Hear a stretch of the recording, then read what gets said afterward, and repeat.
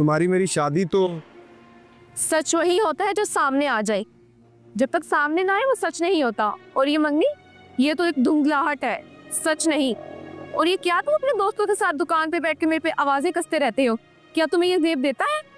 खुदा हाफिज।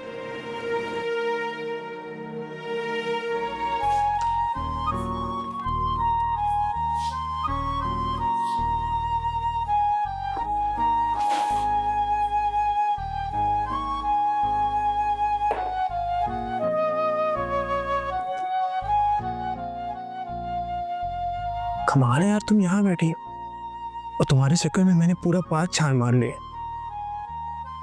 अच्छा बताओ कि तुमने पीरियड अटेंड क्यों नहीं किया?